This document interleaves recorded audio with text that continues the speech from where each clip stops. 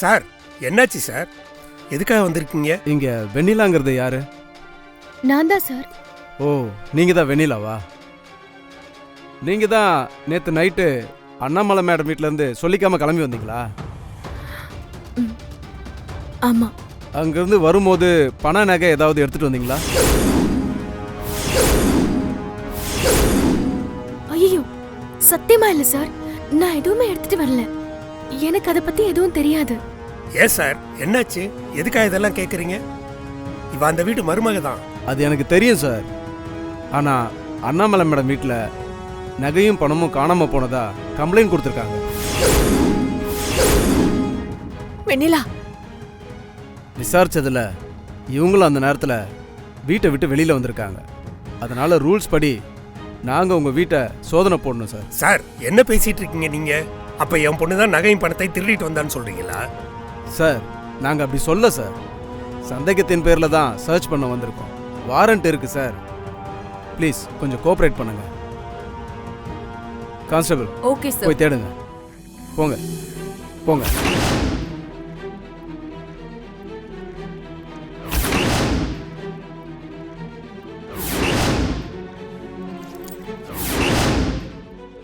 Sir கடிச்சிருச்சுங்க sir. இது எப்படி இங்க?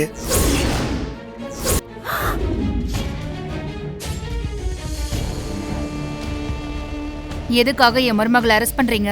மேடம், உங்க வீட்ல இருந்து தான் நகையும் பணமும் காணாம போச்சுன்னு கம்ப்ளைண்ட் வந்தது மேடம். நாங்க வந்து சர்ச் பண்ணதுல இவங்க ரூம்ல இருந்து தான் அந்த பேக் கிடைச்சது. பேக் இங்க இருந்தா இவங்க தான் திருடி இருப்பாங்கன்னு எப்படி முடிவு பண்ணலாம்? இவ ஏன் மருமக? என்ன தைரியம் இருந்தா இவளை அரெஸ்ட் பண்ணுவீங்க? இருக்கலாம் மேடம்.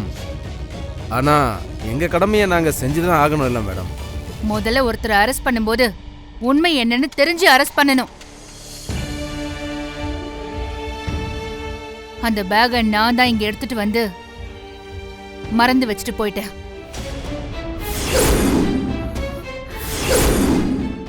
அது தெரியாம வீட்ல கம்ப்ளைண்ட் பண்ணிட்டாங்க. கேஸை நான் வாபஸ் வாங்கிக்கிறேன். நீங்க கிளம்பலாம். Sorry madam. பேக குடியா?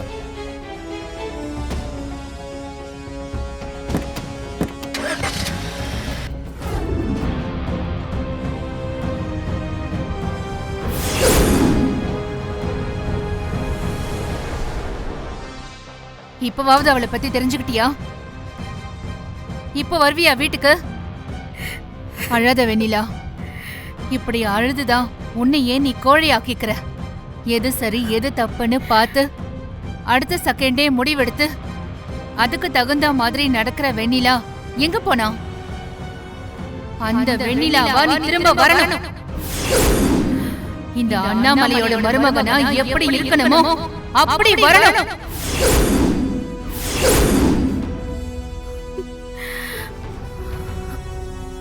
வெண்ணிலாவை இந்த குடும்பத்துல எல்லாரும் வெறுக்கணும்னு தானே இப்படி பண்ண? அதை விடு. உனக்கும் சாராவுக்கும் என்ன சம்பந்தம்? நீ பிளான் பண்ணி தான் அவளை மண்டபத்துல இருந்து தப்பிக்க வச்சியா?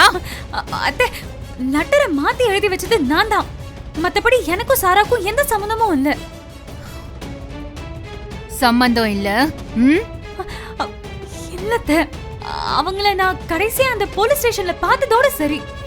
அதுக்கப்புறம் நான் அவங்கள பார்த்தது கூட இல்ல.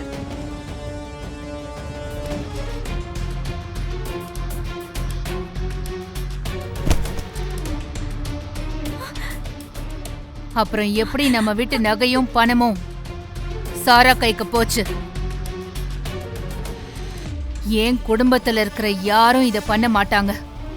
அப்போ இத நீ தான் பண்ணிருக்க. அத்தை, நிஜமாவே இத நான் பண்ணல.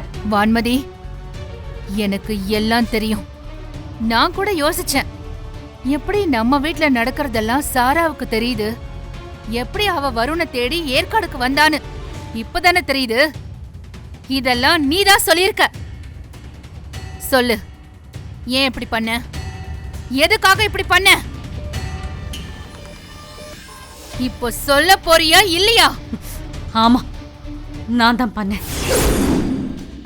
வருண் கிட்ட இருந்து வெண்ணிலாவை பிரிக்க தான் சாராக்கு ஹெல்ப் பண்ணேன். நான் ஆசைப்பட்ட வாழ்க்கைய என்ன ஏமாத்தி எடுத்துக்கிட்டால அந்த வெண்ணிலா, அவளை எப்படி பழி வாங்குறதுன்னு துடிச்சேன். அதனாலதான் மண்டபத்துல சாராவை காப்பாத்தும் போது சாராவும் வருணும் லவ் பண்றாங்கன்றத தெரிஞ்சுக்கிட்டேன். அத எனக்கு சாதகமா யூஸ் பண்ணிக்கிட்டேன். இதுல என்ன தப்பு?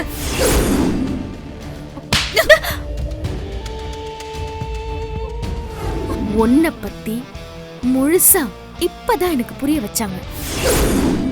நான் கூட வருண நீ ஏதோ உண்மையா லவ் பண்றேன்னு நினைச்சேன்.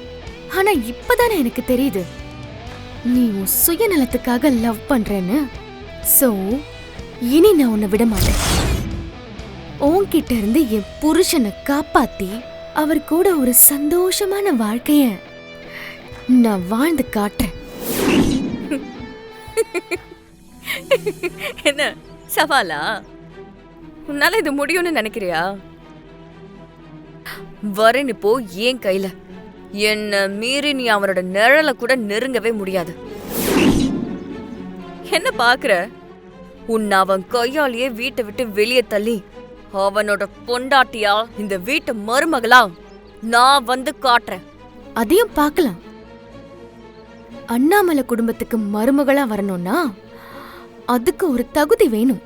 அந்த தகுதி உனக்கு கொஞ்சம் கூட இல்ல. இத சீக்கிரமே வருணுக்கு புரிய வச்சு வெண்ணிலாதான் என் பொண்டாட்டின்னு அவர் வாயாலேயே சொல்ல வைக்கிறேன். பொண்டாட்டிக்கு முன்னாடி அடுத்த பொண்ணு கிட்ட வீடியோ கால்லாம் பேசாதீங்க. கொஞ்சம் டிஸ்டர்ப்டா இருக்கு. உனக்கு கால் பண்ணி பேசணும்னு தோணுச்சுன்னா கஸ்டமர் கேருக்கு கால் பண்ணு, அவங்க பேசுவாங்க. இனி என் புருஷனுக்கு நீ கால் பண்ண கூடாது, புரிஞ்சுதா?